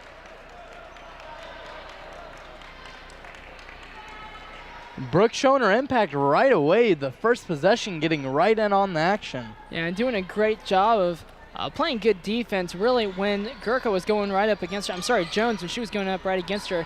Saylor did a great job of keeping her hands straight up, and that's exactly what you got to do when you're in that post position. Long pass by her, stolen by Kistler. And now 20 Buck with the basketball, guarded by Reeker. Buck gives it off to Jones, now to Kistler on the left side. Kistler goes to Gurka, now to Crow on the right side, going to the inside now. That layup no good, rebounded by Saylor finally. And that'll be a called timeout by Coach Kohler. That'll be a 30-second timeout, and we will stay right here for that. And what a great recognition there by Coach Kohler to get that timeout in while the Foresters did have possession. Coach Ridge does not like that call, but at the end of the day, ref called it, and Coach Kohler right now, her squad's up 4 points now. What do you think she has to do to keep them up with the lead right now? Well, the Foresters can't afford to have any more turnovers. They have had, I believe, 9 turnovers so far here. 8 turnovers here in this second half. They have 12 team turnovers, and that's a tough number right now with the St. Francis Cougars only having 5. So really, they just need to be smarter with the basketball, because if you're not smarter with the basketball, that 4-point lead is going to turn into a 4-point deficit for the Foresters, as Sam Hamill now with the basketball, getting it down to Saylor. Saylor going to the inside against Kistler. 2-ball up and good. 66-60 now. And Saylor's shown she's got a little bit of a jump shot as well. Savannah Buck trying to get it inside, and Maddie Reeker with the steal. Crosses Savannah over. Reeker thinking about taking it herself. Mishandles it a little bit. Gets it down to Saylor. Saylor going to the inside. An easy layup shot for her. 68-60. Could have been a traveling violation, but now Buck with the basketball. And Buck's acting does not pay off there. She tried to hit the deck for the charge. Gurka giving it over to Buck. Now to Kistler. Kistler thought about the 3, taking it to the inside, almost traveling again. Buck now with the 3-point basket. That's up and no good. Rebounded by Saylor, and there is Brooke Saylor with getting those rebounds. I mean, they just come at such great times for the Foresters, as Reeker gives it to Hamill. Hamill now going to the inside to Saylor. Out to Casey Morton. Morton spinning to the inside. Up for 2 points, no good. Rebounded by Saylor. That is up and good again. 70-60. Brooke Saylor making a huge impact with 4 personal fouls on her. Yeah, and that just shows you right there with 10 rebounds why Brooke Saylor is one of those players we said you got to watch out for in the first half. This will be a 30-second timeout, so we'll keep this right here. Noah, the Foresters have got this out to a 10-point lead. Coach Kohler, whatever she's doing out there, she's got the girls working right. Yeah, definitely. Lots of great ball movement. Their defensive presence is really, I think, the key for them right now. Doing a great job of just keeping their hands moving at all times. They're either up in the air, up straight up. Brooke Saylor's done a great job. When Gurka or Jones has gone straight into her down low with her 4 fouls, she's done a great job of keeping a steady base, but also keeping her hands straight up into the air. And because of that, I mean, there's no reason to call a foul on her. So, that's just smart defense by her. Yeah, we've seen good defense by the Foresters here recently, and not so much by the Cougars. We'll have to see Coach Ridge made any adjustments during that timeout.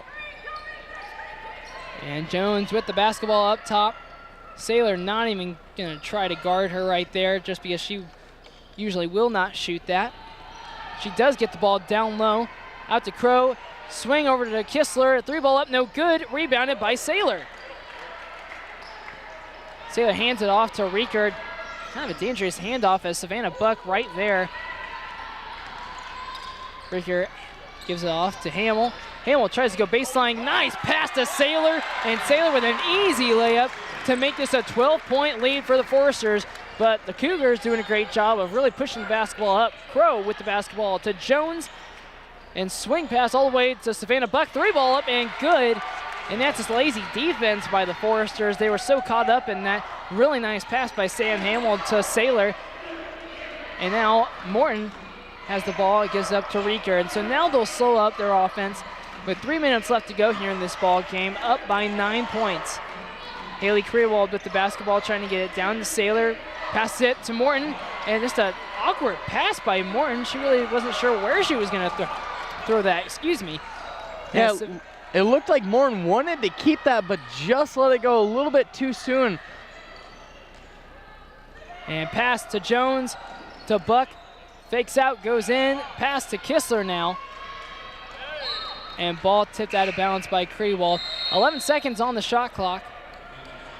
And substitution for the Cougars will be number 2, Shayna Temple. Temple comes in for number 5, Sydney Crow. Foresters have a 9-point lead with 2:33 on the clock. Wow, Krewald doing a great job of getting a hand on that one and just passing that one out of bounds. Can we count that for a block, Noah? That ball was just swatted up into the stands. What a great hustle play there by Krewald. Sounded like somebody spiked a volleyball as the ball goes into Buck now. Buck goes to the inside. Pass out to Gurka. Gurka goes to the inside yet again. And a blocking foul on Brooke Saylor, and that will be her 5th personal foul, and so she will have to come out of this ball game. Tough one to end on for Brooke Saylor, but man, in the 4 minutes that she was in this game, she did a lot of damage. So hopefully the Foresters can keep that going with Sarah Fryman checking back into this game for Saylor. Yeah, Saylor did have a double-double on the night with 16 points and 12 rebounds. No, if you remember on the season, she does average 12 rebounds a game. So kind of what we're used to from her. Really good outing from her, just foul trouble once again plaguing her. Yeah, and that's a good point, Ryan. Really, she's had a trouble with getting in foul trouble in a lot of the games that the Foresters have played in. St. Francis putting on a trap, and Krewald really putting herself in a horrible position, but the official's going to bail her out and give the foul to Savannah Buck. That's going to be Buck's 3rd personal foul, team 2nd in the 4th quarter here. And Noah, with those free throws that Gurka just hit, she now goes over 1,000 points for her career. So congratulations to her on that achievement. Yeah, it's a huge achievement by Gurka. Gurka only a sophomore for St. Francis. And now Haley Krewald with the basketball up top, going against Kistler. Ball knocked just straight down off of Krewald's knee. And so that will go to the Cougars, 72-65 with 2 minutes left to go right here in Platt Arena. Savannah Buck now giving it off to Gurka, to Jones, to Buck, to Kistler up top now.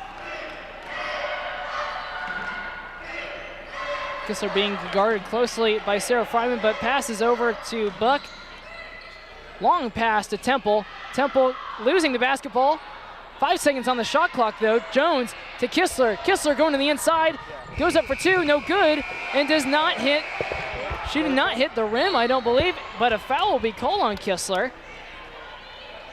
With Maddie Rinker having the basketball, I'm not sure if the officials thought that the ball touched the rim. I know the scores people didn't think that the ball touched the rim.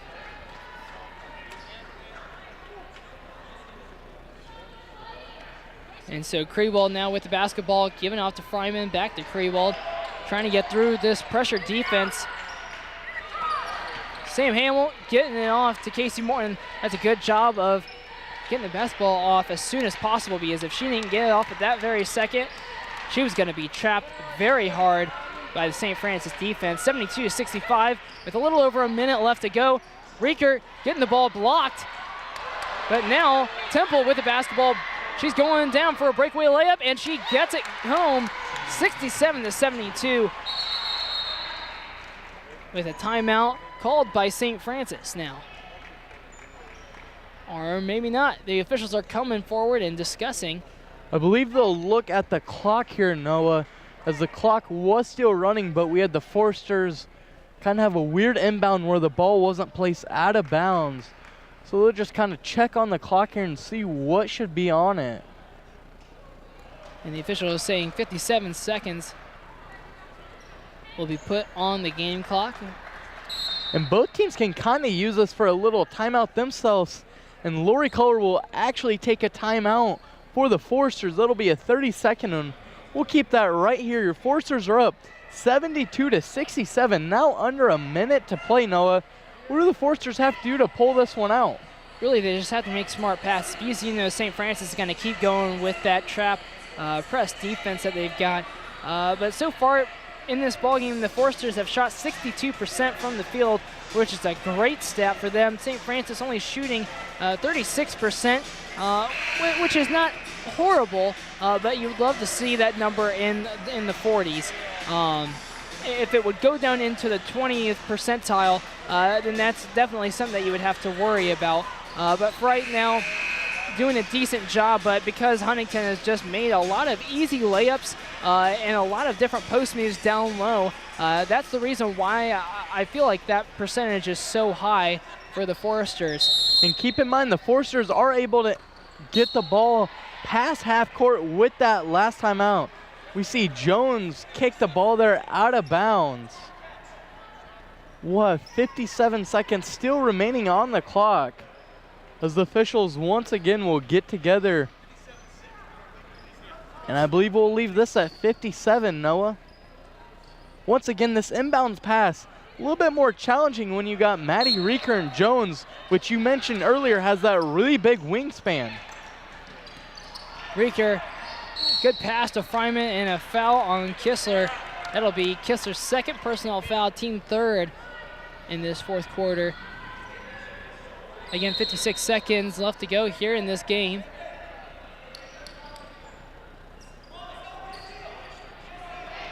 And Haley Crewell going to inbound this basketball for the Foresters. And that's going to be a foul on, I believe, Kistler again. And yes, that is Kistler's third personal foul now, and team's fifth. So for the rest of this ball game, Huntington will be at the line shooting two. Maddie Rinker at the line. And that's big for the Foresters, Noah. They really haven't been in that double bonus yet, and Rinker cannot get the first one to fall. We'll see some substitutions here as Buck and Gurka will both check back into the game for the Cougars. Maddie Rinker, an 87% free throw shooter. Shocked to see her miss that one, but rattles that one home as number 5 Crow comes back into this ball game for St. Francis. So now Savannah Buck dribbling the basketball up for the Cougars, giving it to Crow now. Crow back to Buck. And now in the corner to Gurka. Gurka going to the inside, up for two, no good, rebounded by her. And we'll stay with the Cougars as it was tipped out by Maddie Reeker. And you got to think between Buck and Kistler right now, those are two players you almost have to stay on them with all the three-pointers they've hit up to this point. And now number 21 Gurka with an easy layup going up there, and it just goes in with 36 seconds left to go in this game. 6-second differential between the game clock and shot clock. And Savannah Buck will commit a foul there. That will be her 4th personal foul. And Haley Creold will be at the line shooting 2. Keep in mind, though, this is only a four-point ball game right now with 33 seconds remaining. Creold at the line for 2. Cannot get the first one to fall, and these late-game free throws right now are hurting the Forsters. As a team, really, the Forsters, a decent free throw shooting team. They are actually ranked 4th in the NAIA Division II as a team with 78% free throw shooting. But really just doing a great job there, and so we will stay right here as St. Francis calls a 30-second timeout. Ryan, really, the Forsters have been doing a great job here recently, just playing good, solid defense. A couple of them have gotten away from them, though. What do you think that they need to do right here to bring another win to Platte Arena? Yeah, I think the biggest thing right now for the Forsters, you're going to be on defense right now. You can't let a 3-ball up. A 3-ball with 33 seconds remaining, that's just a crusher. And then once they either make or miss a shot, offensively, you got to try to push the ball and try to run some of this clock off, because you know the Cougars are going to foul you almost no matter what right away. So once that foul is committed, no, you just got to hit your free throws. It's just that simple. Yeah, free throws have been kind of a bummer for the Foresters here late in this ball game, as Crow now with the basketball picks up her dribble and finally gives it to Kistler. Kistler guarded by Creewall, goes to the inside, up for 2, and that just rolls right on in. Coach Kohler wanting a traveling violation, and now Chandler Jones fouls Casey Morton. That'll be Jones' 2nd personal foul, and Morton will be at the line shooting 2. And Casey Morton, so far this season, has only shot 24 free throws. She is 92% from the line. Very consistent free throw shooter, but at the same time hasn't taken that many. First one is up and good. So that's a big one, bringing it to 2 possessions. 75-71 with Casey Morton still having 1 free throw to take. Second one up and good yet again. 76-71 now with 20 seconds left to go in this ball game. Cougars need to do something really fast right here. Crow with the basketball, just dribbling it out, going up for a layup, not even close to the rim. And now Chandler Jones will pick up her 3rd personal foul, and Fryman will be at the line shooting 2. Again, with 10 seconds remaining, if Fryman can get these 2 free throws to drop for, this almost puts the game out of reach. But then again, you got to remember how the Cougars can hit 3-pointers, Noah, so just nothing's really out of reach. And so Sarah Fryman hits her first. Still has 1 more to go. And her second one is up and good yet again. 78-71. Forsters up by 7. Savannah Buck passing it off to Gurka. 3-ball up and no good. 5 different girls went up trying to get that rebound. 0.7 seconds left to go. And the ball will stay with the Cougars, trying to get off one last shot, as it won't matter. Kistler goes to the inside, and the official's going to call the foul. Kistler making the basket.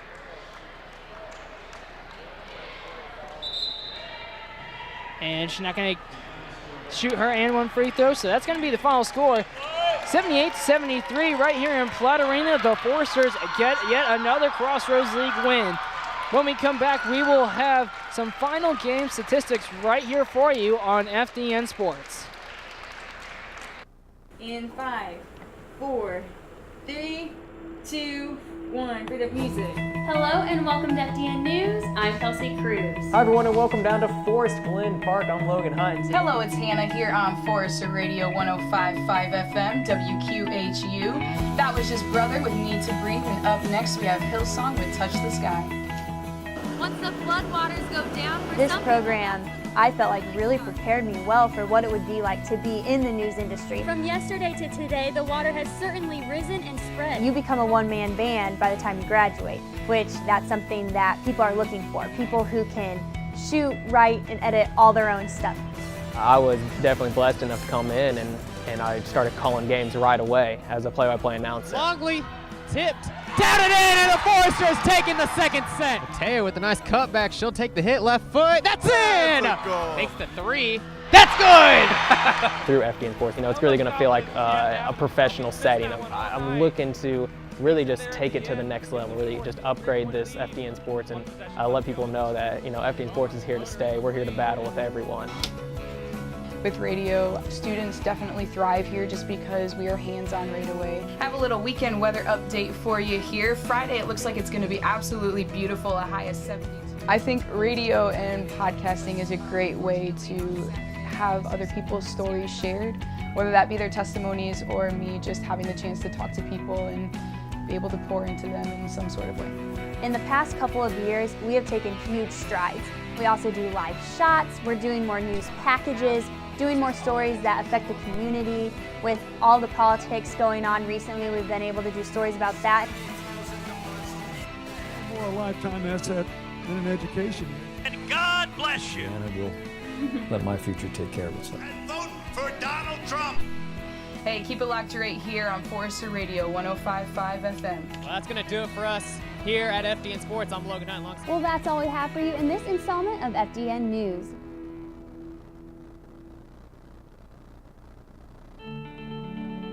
When I set foot on Huntington's campus for the first time, I just knew that this was the place I was supposed to be, and that decision forever changed my life.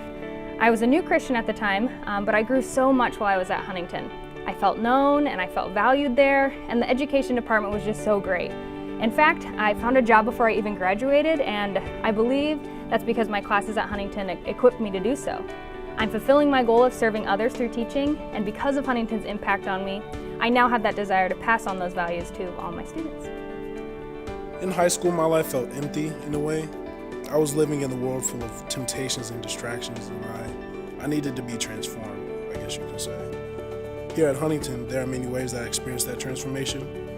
As a film major, I feel encouraged by my friends, upperclassmen, and by my professors.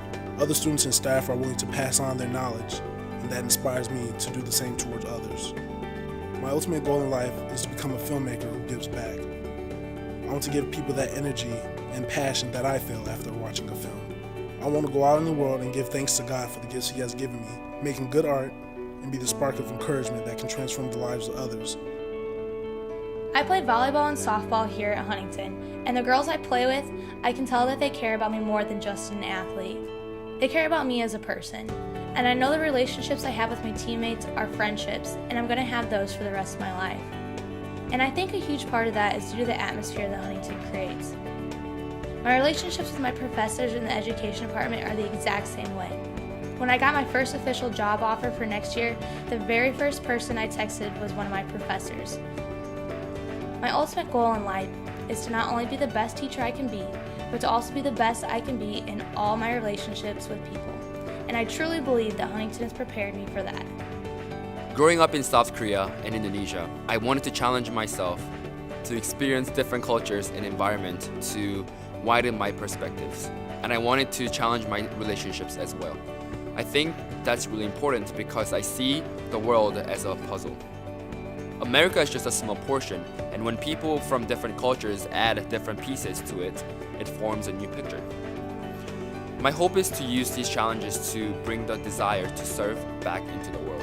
I can say that my life was transformed by God, and I want them to see that the power of God can transform anything.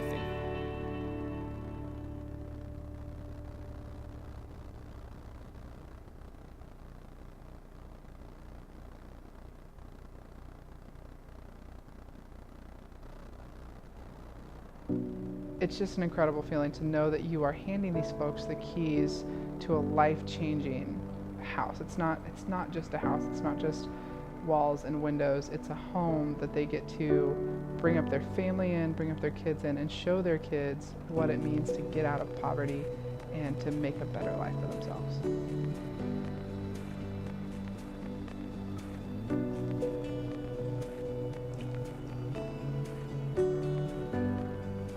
My name is Casey Colmorgan. I'm the Executive Director at Huntington County Habitat for Humanity. We are a construction company, we are a mortgage company, we are a financial institution, we are advocates for families, we are a budgeting center, and on top of it, we are also a retail store. So we wear a lot of hats as an organization. Our main focus is to serve the community any way we can. And so we want to help families empower themselves and find a better life through the process of homeownership. The need is so great. And that doesn't just mean families who are homeless, but it's also families who are packing multiple families into one house or into one apartment to try to make ends meet. It's families that are living in predatory renting situations where they're spending $800–900 a month for a one-bedroom apartment. And that's just, it's not viable for people. We build one house about a year, and so it may not seem like we need a lot of help, but we need all the help that we can get, and that comes in a couple of different ways. First of all, we always need donations. If that's financial support of our programs or if that's donations to the Restore to help us build our programs, those two things are crucial for us. But we also need volunteers. We need them in the Restore, we need them on the build site, we even need them in the office from time to time. And so getting as many people involved as possible is what's really important for us. I would imagine that we will continue to grow long term. We will continue to serve as many families as we can, and we will hope that we can build as many houses as possible to get families into appropriate housing that's clean and safe and affordable.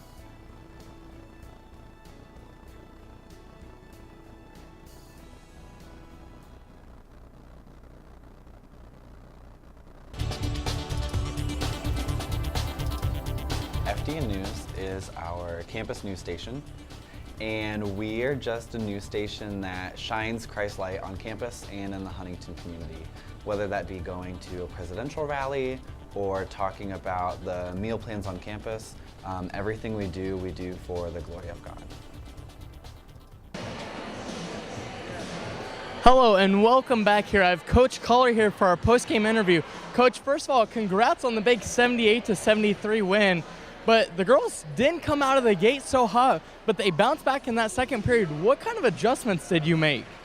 Well, I think for us, we just needed to settle down or calm our nerves a little bit. We were pretty hyped up for this game and wanting to do well. And, you know, they were doing some things, shooting the ball really well in the first half from long range, and that kind of got us a little rattled. But I think we settled down more in the second quarter and made some better adjustments at halftime with what we were doing. I think we gave up 9 threes in the first half and only 3 in the second. So the adjustments we talked about at halftime seemed to help us a lot. Now, going ahead with that, you guys are now 9-7 in the conference after that win, a big win at that. How do you think that'll kind of help you down the road here as the tournament's right ahead and the season winds down? Well, depending on what Grace did tonight, we may be in sole possession of 4th place. So obviously we would love to be able to hang on to that, or maybe even move up if we can beat a couple more pretty good teams that we have left. But you know, I think it sets us up pretty well at this point to maybe at least have one home game if we can keep playing hard and doing what we're doing. Now we have number 5 Marion. You guys get to visit their place. That's a big game, and that can be a big statement game if you guys can pull out a win there. What are you guys looking for going into Marion? Well, you know, we played within a point of them here. So, you know, we're going to hopefully try to go back and look and see what we did well in that game and see if we can, you know, duplicate some of those things. But they're tough on their home court for sure. But, you know, I know my team well, and they're not going to go away without a fight for sure. Thank you, Coach, and congrats on the win tonight. Thank you. And to Noah for some post-game stats. Thank you, Ryan. And again, the final score here at Platte Arena is 78-73. The Foresters get a win over the Cougars. Some stats to look at. for St. Francis. As a team, they shot 23 of 63, which is 37%. Also, they had 25 rebounds as a team, 7 turnovers, 7 steals, 19 assists. And from the three-point field goals, they shot 48%. Savannah Buck had 18 points and 3 rebounds, and Lindley Kistler had 24 points and 2 steals for the Huntington University Foresters. As a team, they were 31 of 50, which is 62%, a huge stat for the Foresters. They had 36 rebounds, out-rebounding St. Francis University. Also having 15 turnovers, which is a very high number, especially towards the end of the year. You really want to get that down below 10. The Foresters had 5 blocks. Brooke Saylor had 4 of those blocks with 15 assists. And also Sarah Fryman, she had 20 points. She led the Foresters in scoring. She also had 3 rebounds. Brooke Saylor had 16 points, 10 rebounds, and again, those 4 blocks that we were just talking about. The Foresters only shot 71% from the free throw line, so really those last few free throws really made a difference here coming to the end of this ball game.